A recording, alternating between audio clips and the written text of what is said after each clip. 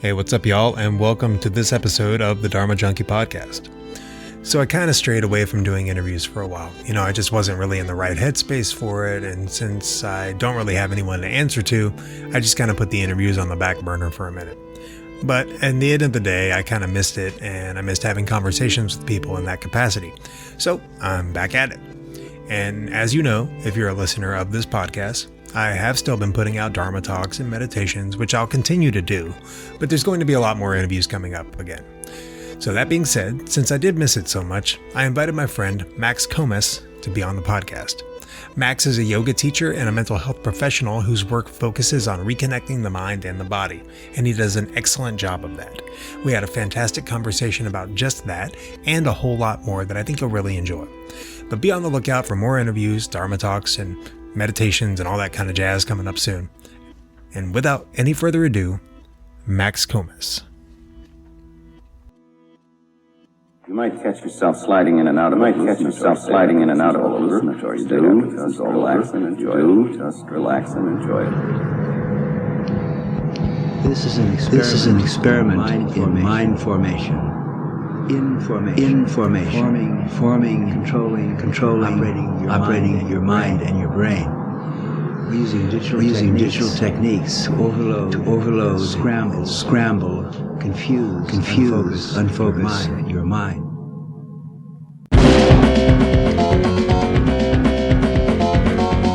The natural state of the brain is chaos.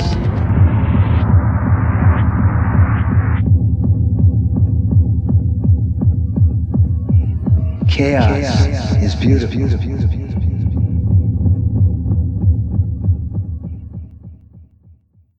Yeah, Max Komes. What's up, man? What's up, man? How are you? I'm mostly okay. Yeah, can't complain. Yeah. Life is good.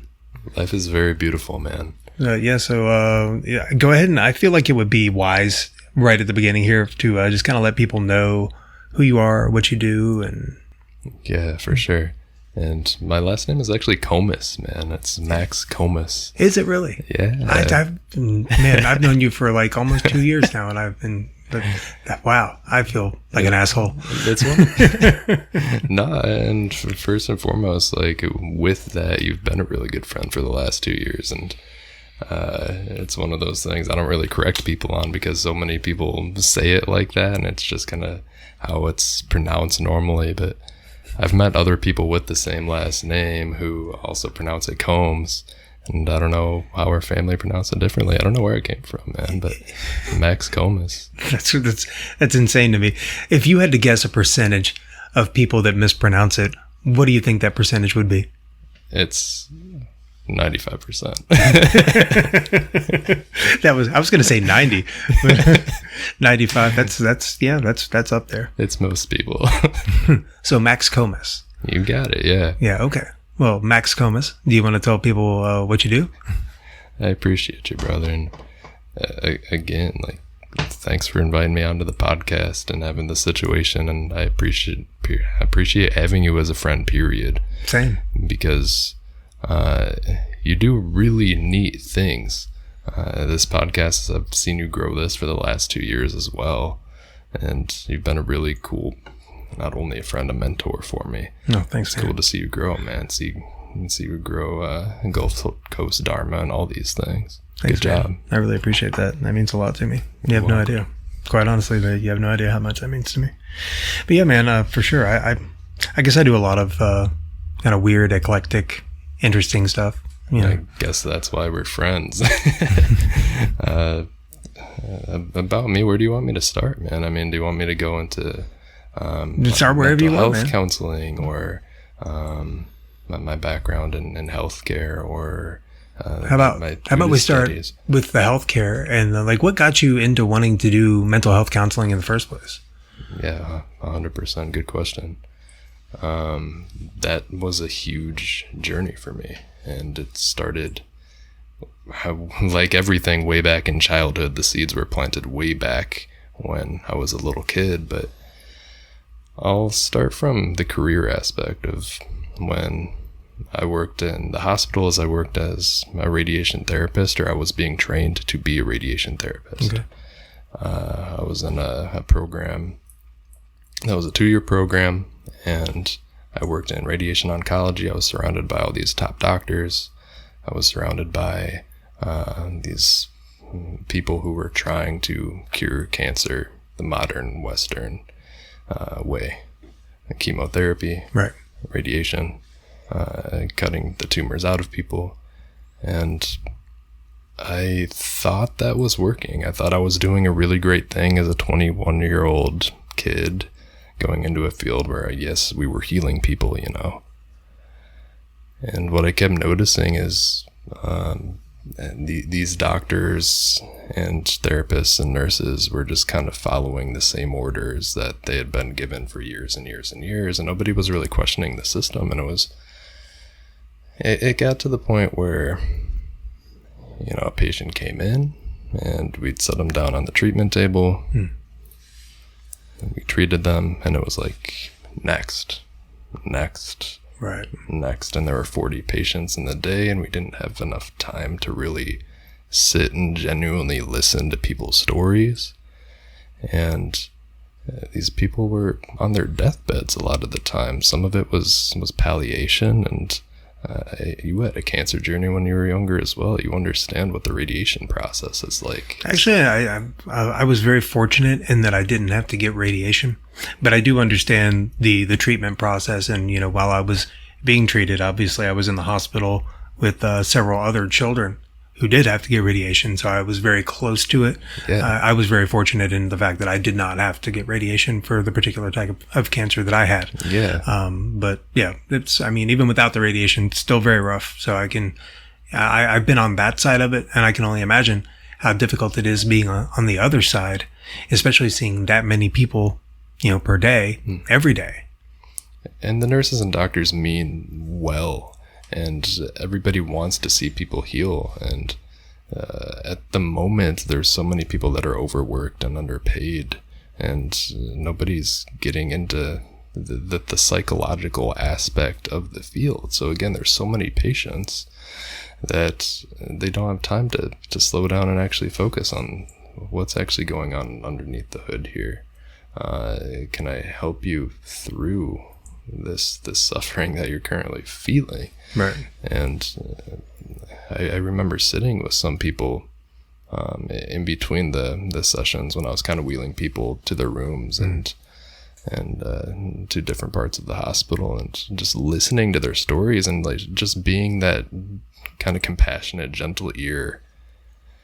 And they would spill all of their life concerns and their ideas about life and death and what was going to happen after they died. And then it would turn into a confession thing, because they still had things in them that they needed to get out and that they were ashamed of, you know?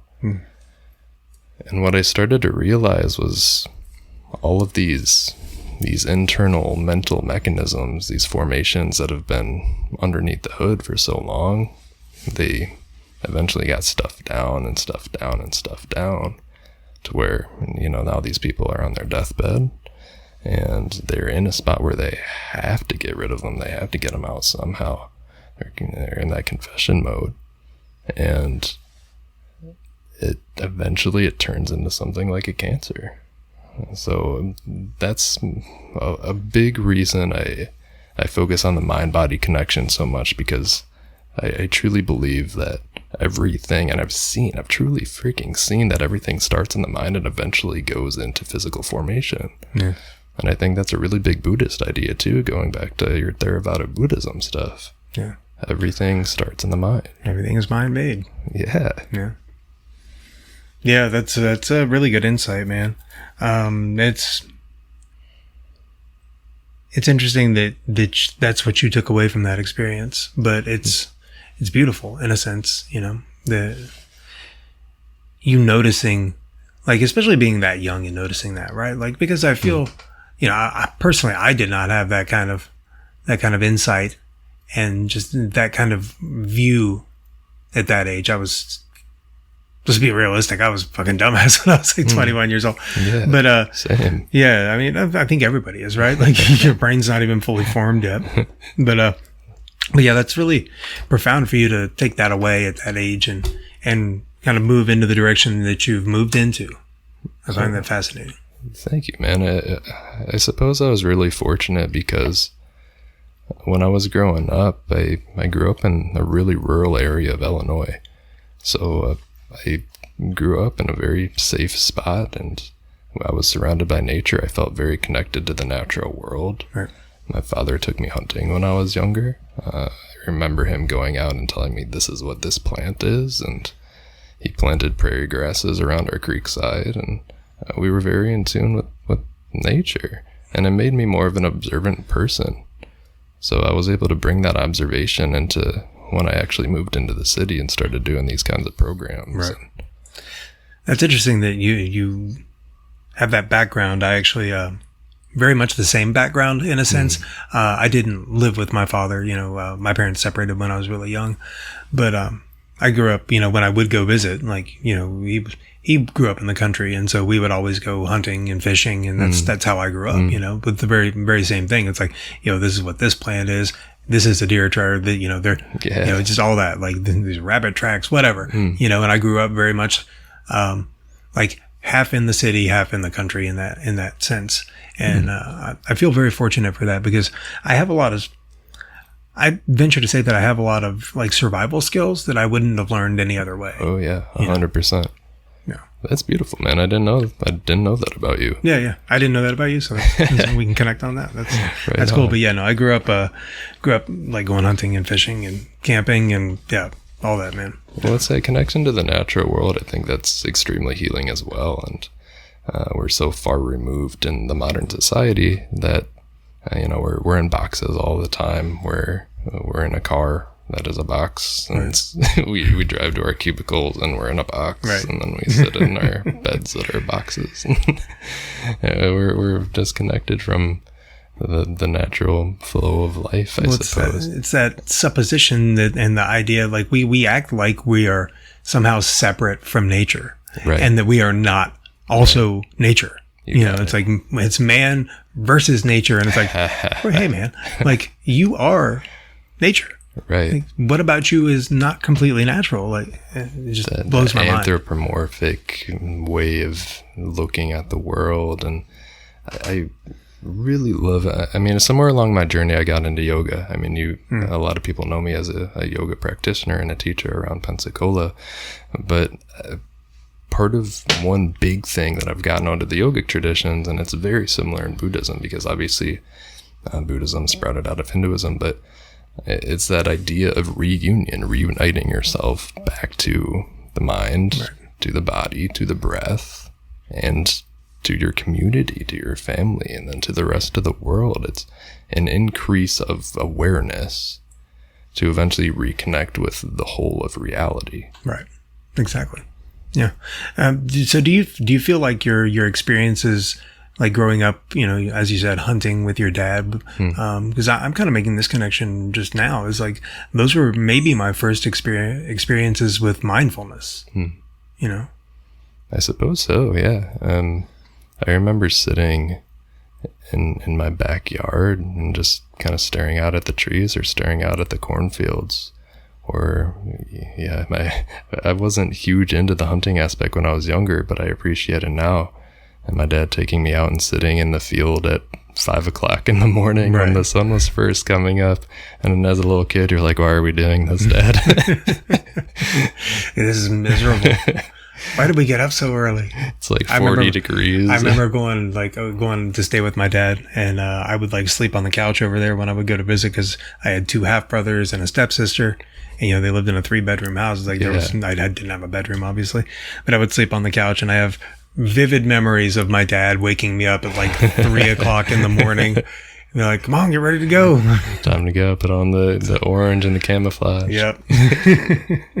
But yeah, I do have vivid memories though of sitting in the deer blind and looking out over the prairie grass and seeing the sunrise over the prairie grass and watching deer come over. Right. And you're just so immersed in that moment. Oh, yeah. Like you were completely in the present time experience during that, And I'm just having this connection now, but that's, what our primitive ancestors have done for thousands and thousands of years. Right.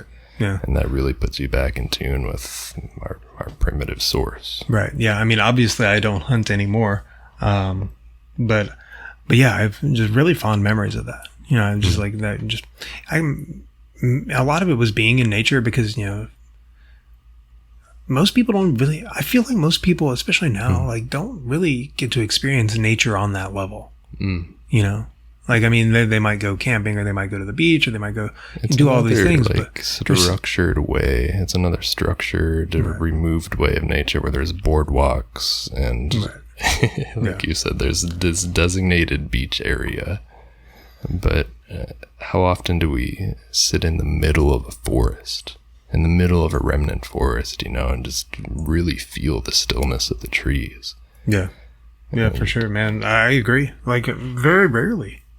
I feel like most people very rarely have that experience. Yeah. And that's so unfortunate, And, I mean, why do we think that is? For me, I think that stillness that we feel in nature is our inherent nature, period. No, yeah, 100%. If we can feel that, if we can feel that good, if we can feel that still, that's how we're supposed to feel in everyday life. Right.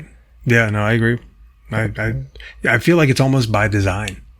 Interesting. Okay. Right. Like, I mean, that's my conspiratorial mind kicking in, but I feel like it kind of might be by design. I think part of it over a course of time kind of went that direction. I think initially there was probably good intentions, but over time, once a system begins to have a structure and take a hold, it wants to do anything to continue to elevate and protect itself. It's an organism, basically. Right. Yeah, it's like a living, breathing thing at that point. Whether that's a company or a government agency or whatever, it has to find a way to survive. So eventually, it's very strange. We became very far removed from nature because of how much we're deeply embedded in these systems. Yeah. Again, we can rely on things like fast food restaurants on the corners. We don't have to go hunt our own food. We can go to grocery stores, which are perfectly aligned with every ingredient we can imagine. I feel like it's just created a lot of complacency. Like, because when we don't have to go seek out, right? It's there. It's on the shelf. It's waiting for us. We don't have to do the hunt. Like, there is no hunt. It's almost like you're saying there's a little bit of stress that's necessary for us to move forward. Well, it's immediately it's like connected with the dopamine response, right? So like we don't, like, the dopamine response, to my understanding, exists because it's the reward of a successful hunt or a successful foraging expedition. So, but when we don't have to do that, right? Yes. We just have everything available to us. It's the same difference with drugs, right? Like, you don't have, like, half of the high is in just getting it, just the hunt and then getting it, right? I don't remember. So, I've obviously got a background with addiction, and I remember being in heroin withdrawal and seeking out drugs and then, but like once even that I had the money in my hand for it and I was able to get my dealer on the phone at that point, like I almost automatically felt a little better than I felt before, right? There was that instant dopamine hit of even just knowing that it was available.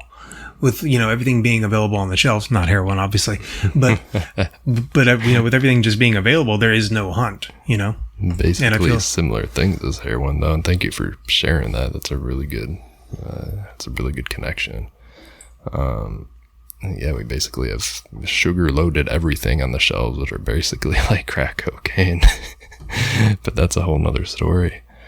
What it made me think of as well, dude, is like, the story of Bodhidharma.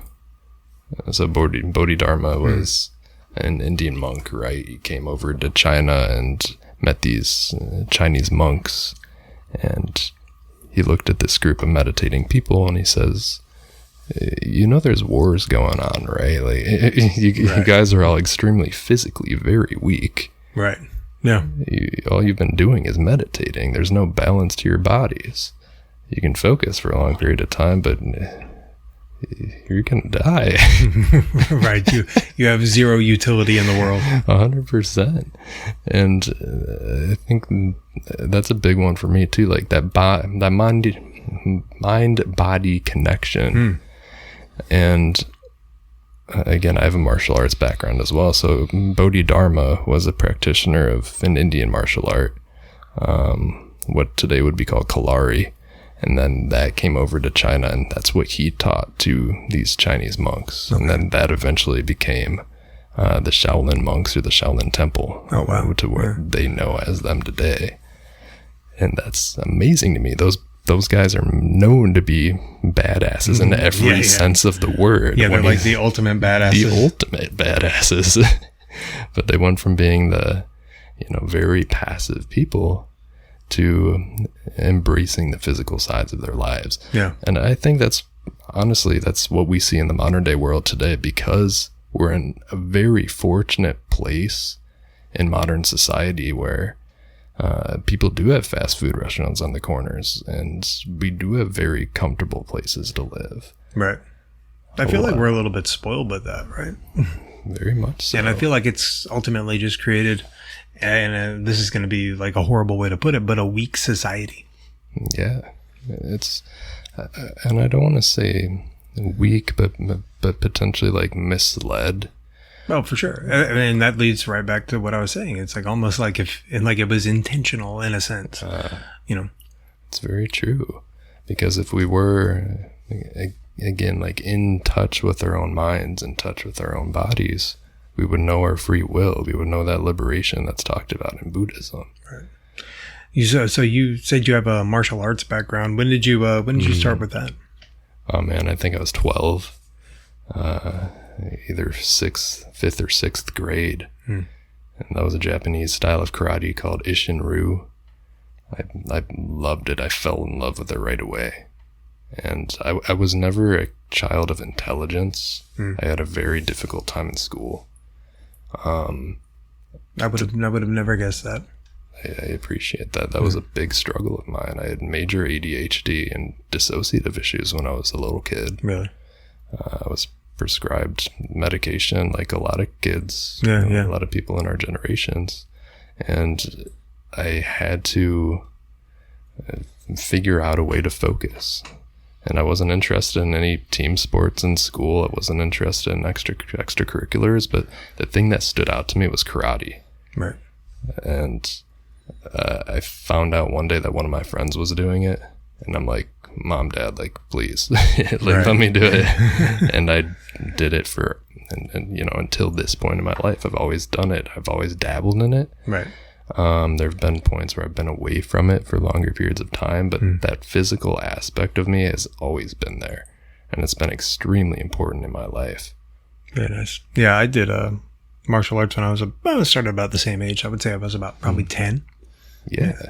And the focus and discipline and yeah, for sure. Like respect. There's amount of you have to bow to your elders, right? And I truly admired my sensei. I truly admired the people that I was being taught by. They were good people, and I still go back to those days, and I'm like, those were pivotal moments of my life that influence where I'm at right now. Yeah. I practiced for a few years, and then I just kind of drifted off. I think I was learning to play guitar at about the same time, and eventually guitar just kind of took over. Yeah. But that's another form of expression, right? Yeah, for sure. And it's, also physical, but not, obviously not the same thing, but yeah, it's another form of physical expression. But yeah, I was definitely more into the performing arts than any kind of sports or anything like that. I played baseball when I was younger and stuff, but once I found music, it was just like, that's what I'm doing. Well, dude, we could say, like, again, beyond the aspect of reconnection to mind, reconnection to body, building awareness of breath, building our focus and discipline and attention through the meditative process or through our yogic disciplines, eventually that goes into the aspect of expression or communication. So how can I more clearly communicate more clearly communicate bridge the gap of communication between me and the other person. Right. Does that make sense? Yeah, no, that does. Okay. And that's any type of expression. It could be public speaking or just working on your speaking in general, like we're doing on this podcast. Right. It could be musical ability. It could be dancing. Yeah, I mean, I guess it knows really no bounds. Expression is expression, no matter what your medium is. Yeah. And you could say again, because modern society is kind of stuffed us in these boxes and everything is here at our will, we don't have to express ourselves anymore. We can just sit latently. Yeah. And I think that's a big reason we don't. We're more likely to be anxious and depressed, and anxiety and depression rates are sky high right now. Same thing with suicidal ideation. Suicide rates are very, very high. Yeah. This is a very interesting period of time. Yeah, it's something. Yeah. You're like, it's something. Just along with, the suicide rates being so high, and along with depression and anxiety rates being so high, we also have the worst drug epidemic we've ever seen. And I feel like it's hugely correlated. Yeah. I can definitely, again, as a former addict, I see a lot of correlation with depression and drug abuse. Yeah. One leads to the other, unfortunately. The drug abuse is generally a symptom of depression or anxiety. Yeah. How about from your side? Where did the opiate start with you? Well, it really started when I had cancer. Because I was on a morphine drip like 24/7 for months at a time. So you go from that, and like it, my brain was still forming at that point, and now I'm going through maybe one of the hardest experiences that you could ever experience, right? Especially at 13 years old. I'm dying of cancer. And the only thing that brought me any relief was this button with this morphine that I could get. And so later in life, when shit got real and shit got hard and I was very depressed, I was going through a divorce, and my stepdaughter at the time was no longer in my life. And another side effect of the chemo is that I can't have kids of my own. So I really loved her a lot. And then that loss was ultimately what led me to experimentation with IV opiates again. And then it immediately felt like the first time I did it, it felt like I was like coming home. You know what I'm saying? It was like, oh, there it is. There's that comfortable feeling that I haven't felt for, 20 years at that point. Wow. Yeah. That's you've come a long way. Yeah, for sure, man. That's come a very long way. That's accurate. Definitely. Yeah, that was a very hard time in my life. Both the cancer and the subsequent drug addiction, and later in life. It was like 6 years of absolute hell, basically. They talk about Buddhist hell realms. Well, I was living in one. It was more like the Pareto realm, though. It was like the hungry ghost realm, right? The hungry ghost realm. Yeah, it's small mouth and big stomachs. And it's beautiful that you're sharing your unique story with the world too, and then helping other people that may have similar stories. Well, I hope it can help someone. Like if anybody is out there that's listening that is, suffering with the experience of addiction right now, I am obviously living proof that you can get on the other side of it and do good things, or at least try to do good things. And that's what we need in every individual person. You've obviously empowered yourself by taking a hold of your situation. You said, okay, I have this story, this narrative, this background, and I can either let it control me, or I can choose to turn it into something that empowers me. Well, yeah, I feel so often that, and I'm guilty of this at times still, but we let, rather than us writing our own story, we let the story write our lives for us. I was just into that mindset for the longest time, like life was happening to me instead of me being the author of what was happening. Yeah. And ultimately, how did you come out of that? It's really my practice, man. Yeah. It was really just that mindful awareness of like, oh, wait, I am like causing all of my problems. You're unconsciously living the story instead of saying, okay, even though these things happen to me, I'm going to choose to use them to my benefit. Right. Yes, I went through this opiate addiction, and I'm going to prove to other people that they can get out of it too. Yeah, basically. That's awesome. And again, that's what we need to do. We can take a hold of our own stories. And that basically starts with that awareness practice through the meditative aspect. Yeah. And like you, I got out of my attention deficit and my dissociation when I was very young through meditation. My introduction to meditation was very different. But that was my way of actually developing focus, developing discipline. And I figured out, neuroplasticity is a thing. Right. I'm actually noticing myself becoming more in control of myself. I notice that my emotions don't control me anymore. Yeah. I control my script. Yeah. Then that comes in handy, doesn't it? Like being able to respond rather than just react. And it becomes more and more subtle because we notice something arising. And instead of being totally lost in the fog of it, it's like we're 5 feet back from it and we can see it coming out of the background, you know? Like, oh, there you are. There's that anger. Yeah, there's my old buddy. And but with that too, it's not necessarily, I really feel like in the spiritual community in general, I see it a lot in Pensacola because that's, my experience, but I also see it just a lot just in general is there's a healthy amount of like spiritual bypassing that goes along, Okay, yeah. And just like, that whole like good vibes only mindset. It's like, no, occasionally these things are going to come up. It's what, working with them rather than pretending that they don't exist. That's the big thing, right? Like for me, it's like every time I've tried to push my anger away, it just makes more anger. The classic Carl Jung quote of the roots that reach down to hell have branches that reach up to heaven, something like that. Yeah, basically.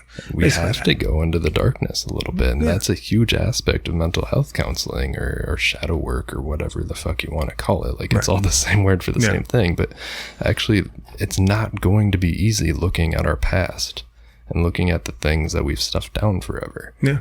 And if we're always in this continuous 9-to-5 rush kind of go mode, which a lot of people have been stuck in for a very long period of time, then when we actually sit in silence or sit in stillness, of course it's going to be fucking difficult. Yeah, it's going to be chaos. It's fucking chaos, man. Yeah. And that's okay. Like I tell all of my clients, you're going to feel that at first. It's okay. Yeah. Just sit with it. Notice it, bring your attention back to the breath. That's over time it will settle. That's some hard shit to sit with if you've never done it before, right? Yes. Yeah. I mean, just, most, it's so difficult. Like even just really sitting and thinking about it, like knowing, like with my heart of hearts that like most people never take that mindful moment. Right. Like most people are just asleep in a sense, they're just in trance mode all the time. And I think it's easy to be there, right? Oh, it's 100% easy. It's the easiest thing in the world to do is be there. And I still fall back into it all the time. It's like that Sharon Salzberg quote, mindfulness is great when we remember to do it. It's like, that's true. Yeah. And all we do is fucking forget to do it. I just never want to fall into that category of like, I meditate and I've reached this state and other people are still waking up kind of thing. Yeah. And it's not true. Like all of us are waking up together and we're all helping each other up. Everybody has those experiences of like, everybody has what I would call like nibbonic experiences every day. They're just they haven't trained themselves to look for them. That's all it is. Like everybody has moments of awake and moments of completely immersed in the present moment, not dwelling on the regrets of the past, not worrying about things in the future, but being completely here. And everybody does it. It's just, we're just better trained to look for it. That's all it is. It's very true. And I really get behind the ideas of we have to cultivate, like in Buddhism, the cultivation practice, we have to cultivate qualities like curiosity, awe, and wonder. And I think those are things that we don't focus on nearly enough. Oh, yeah. It's like, oh, wow, just gaze at the marvel that is the world. Right. Like, have you my looked God, around lately? Yeah, like, we're on a fucking rock hurtling through space. You know, like, it puts the fact that we're here at all perspective. is mind-blowing. The It fact that we're is. able to sit here and have this conversation on these microphones, on this rock flying through the universe is pretty mind-blowing. And I'm going to drop a Terrence McKenna quote because we were talking about him earlier, but we're the inheritors of millions and millions of years of adaptation and adaptation. Yeah. So there's a responsibility to that as well. And I think that's part of the thing that also people are kind of lacking in the modern day as well. If we were truly responsible for our own minds, responsible for our actions. And you know, it's like you were saying, it's not hard to see why, right? Like, I mean, most people are just struggling just to pay their bills. Quite honestly, I feel like most people are still just scraping by. You know, a lot of people live paycheck to paycheck, and it's difficult, man. It's difficult to take the time to have any kind of practice when you're worrying about where your next meal's coming from. That's right? true. How And can I sit in stillness when there's so much to do? I have to make sure the Right. rent's paid. I do have so many responsibilities. You know, people that have families, they have kids, you know, they have work, obviously. You know, a lot of people work 2 jobs, you know, and it's very difficult for people to take that time to really be able to go inward and see that, like, hey, maybe this isn't the best way that I should be living my life. Maybe there's other things that I could do to make an income. Maybe there's alternative routes that I could take. But it's hard to see that when you're so stressed out over just how you're making your rent that month. Yeah, it's very true. I don't know the percentages, but there's many people that are living in poverty and can't afford basic needs. Yeah. And obviously, if we're in this situation here where we're doing a podcast, we're very fortunate. But And we do have to have those basic needs met to eventually self-actualize. Yeah, I do think community spaces boil into it as well. If we can create more and more public spots where, meditation can ensue, or yogic practice can ensue, or conversations around health and wellness are more widespread, then that's going to keep growing no matter what community you're in. Yeah. Well, I mean, you know, it's like the Buddha said, man, like the Sangha or the community is the whole of the spiritual life. It's like you really have to have that connection with people. I mean, it's so important to have good friends and people to lean on. I mean, that's everything, right? Like, yeah, I know that, you know, I still have periods of, you know, like really depressive states at times. And a lot of it is based around my security, you know. But I also have some really good friends that I can always call when I'm in those really low moods, and you know, even just being able to have a conversation with them a lot of the times will help just remove me from that state. And in that way, we choose our environments, and our environments in turn make us. So you've created a Sangha or an environment or a group of people around you that, you know, if you get down, if you fall back again, then you're going to get lifted right back up. Well, yeah. It's a beautiful cushion. Yeah. And you know, that was a hard thing to do. And it's, you know, there's definitely, it was hard for me to get out of my own way, you know, like, cause I was a classic, like, introvert, I would say. Like, I'm classically an isolator, you know. I wouldn't guess that you're a very personable person. Yeah. I mean, most people don't guess that, but, no, I'm very, very introverted, or I used to be very introverted a lot of the time. And, you know, I grew up only child, kept to myself, like, didn't really have like a lot of friends growing up. I had some really good friends, but I didn't have a lot of friends. But yeah, I mean, most of my life was spent very much, in isolation. You know, even when I was in a relationship, like, I still felt very isolated a lot of the time. Yeah. And that expansion in love is often difficult for someone who is isolated. And that's ultimately, again, that reconnection process that we're talking about in yoga. Okay, are we reconnecting with the mind, body, and then expanding that out to the people around us? I'm cultivating all of this love, this joy, this equanimity. Right. Can I extend that to the people across from me now and across the community? And then eventually that continues to echo out too, because an idea that I've been working with is the idea of the soul. And I understand that Buddhists don't really believe in a soul, they believe in no self. Right. And I've been thinking of it more in a philosophical way of our morals and values and our deeply seated beliefs kind of make up what we can call a soul, this essence that is us. Right. And eventually those ideas push their way out into physical reality. You can see it in our postures, you can see it in our faces. And then that echoes out to the people across from us. As I sit here communicating with you, Right. those ideas are going to you. Those sentiments, those feelings are going to you. Right. And in a way, quote unquote, the soul is eternal because it continuously just keeps going and transmuting into something else. Yeah, it's what carries on. Yeah. Yeah, I could see that. Yeah, that kind of makes sense to me. And yeah, I don't know if it's like one of those things where like I don't know that I necessarily believe in a soul or I just don't. I don't know. It's a definition thing, I think, for the most part, and people have a hard time with the religious connotation. Yeah, I think that's what most of the time is. Yeah, there's definitely some translation issues, like definitions and translations, and it's like, are we saying the same thing? I think we might be saying the same thing, but we're just using different language.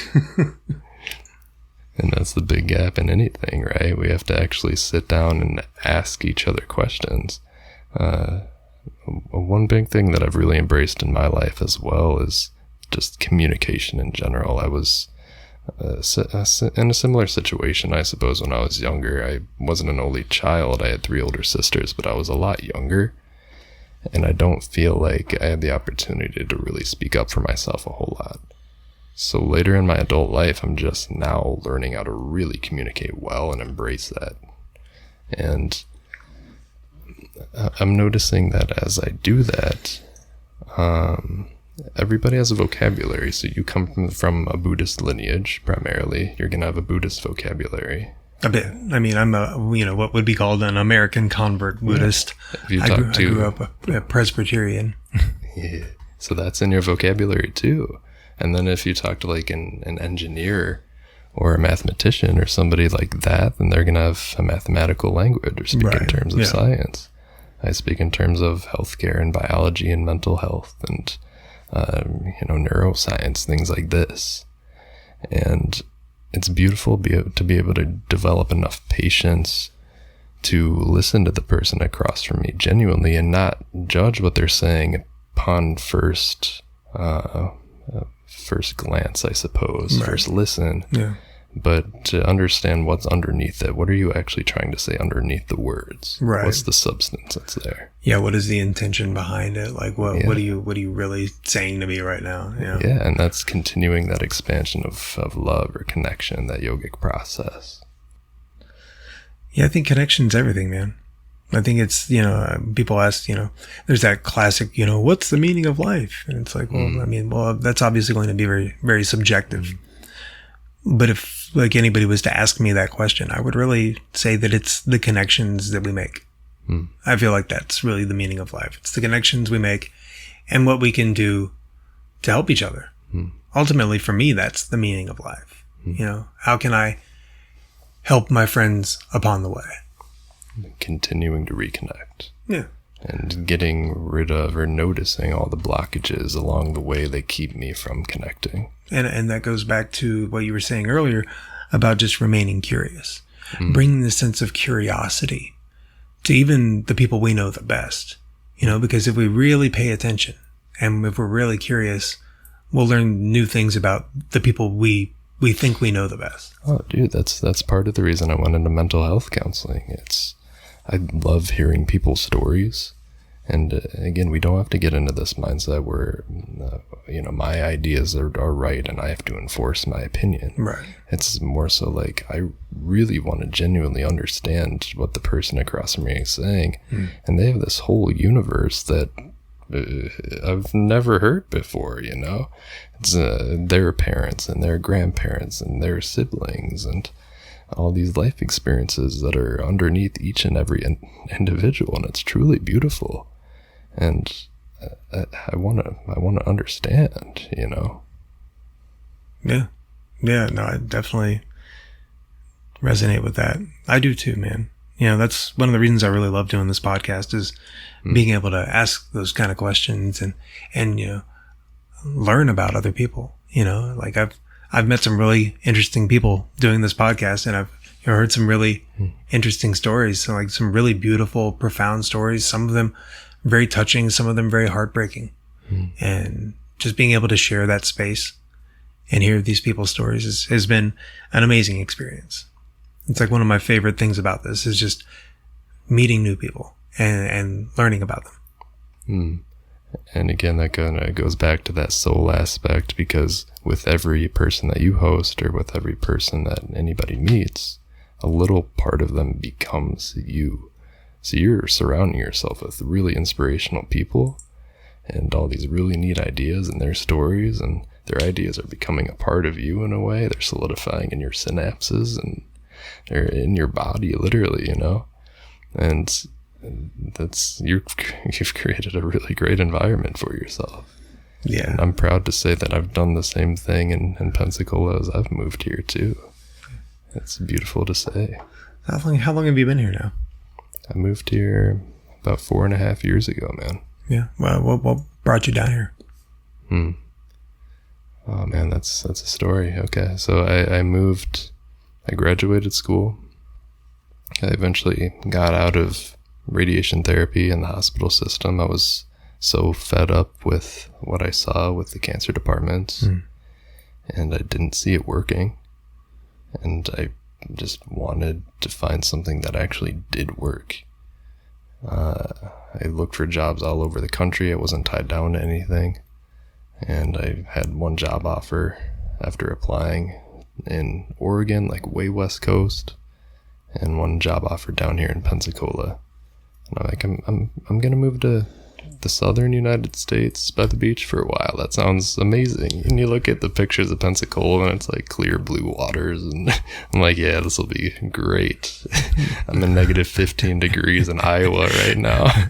That looks fantastic. Seems like a nice change. And I haven't regretted it. Again, I got introduced to the yoga community.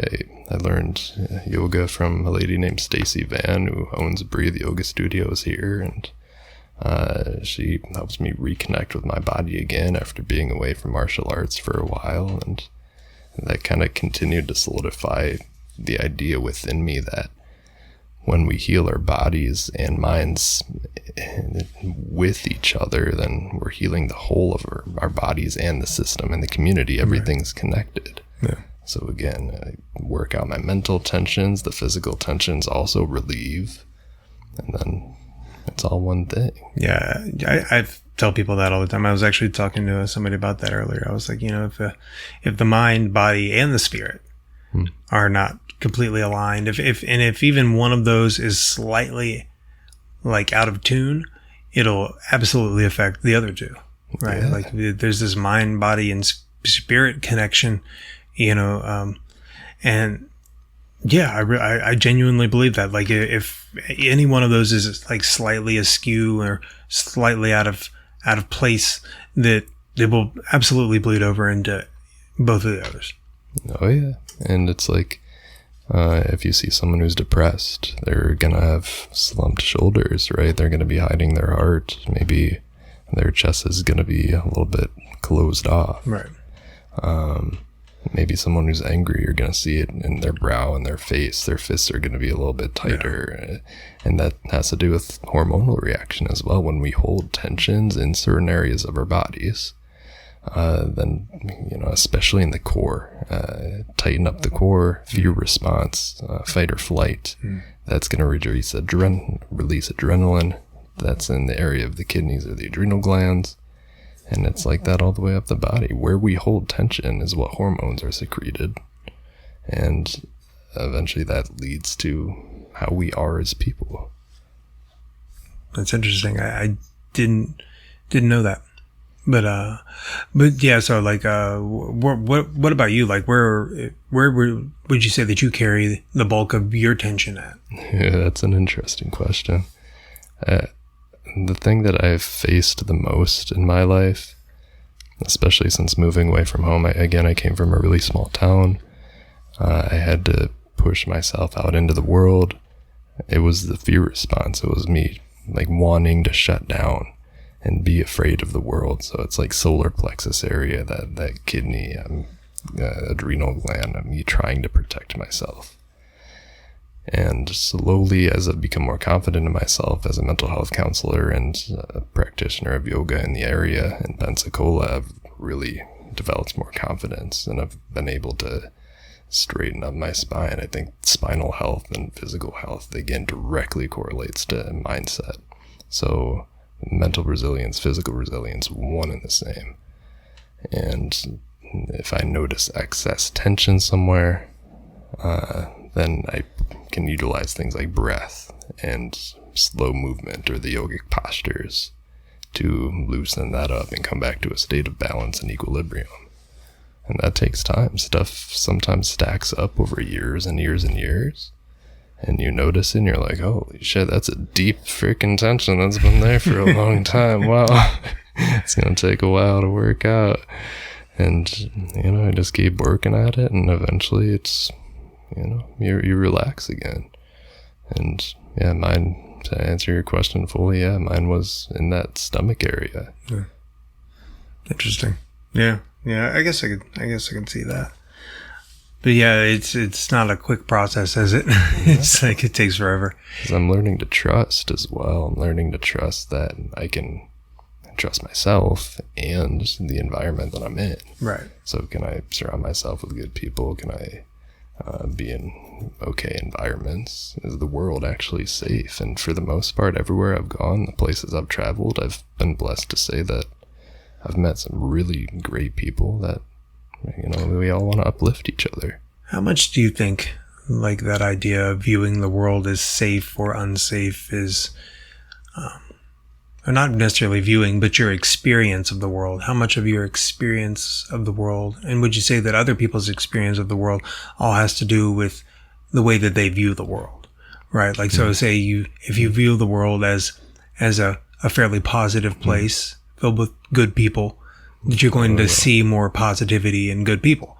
And if you have the view that that the world is an unsafe place and that people are untrustworthy and that they're out to get you, that's going to be your experience. Yes, that's exactly what happens. It's the lens through which you see the world. It's like you're putting on a different pair of glasses. Yeah.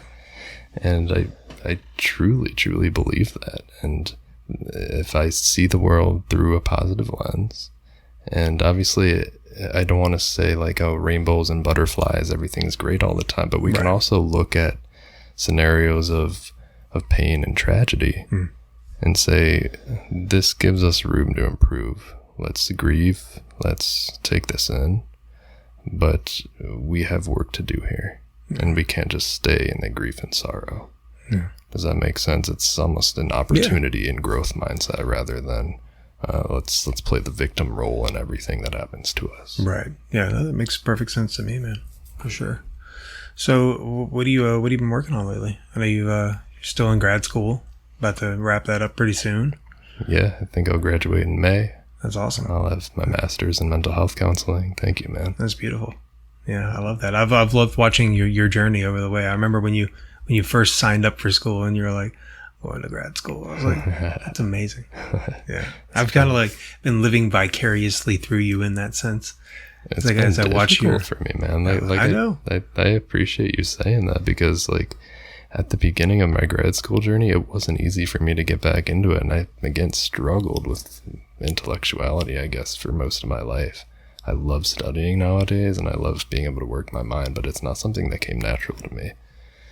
And I don't know, other projects that I've been doing. I'm working on growing my own mental health counseling business. So little by little, I want my own private practice, and I'm putting that out right now in the form of mind-body coaching or yoga coaching, and at the same time, lifestyle coaching and meditation. So little by little, that'll grow into my mental health counseling business. Nice. And are you going to be doing something to incorporate more body work into the mental health side of what you're doing?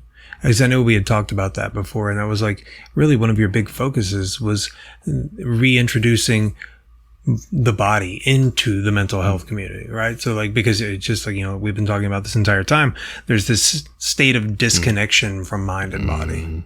Yeah, we don't want to live in our heads all the time. And I think most people have that misconception. I'm going to go into an office and sit on the couch and just be in my head.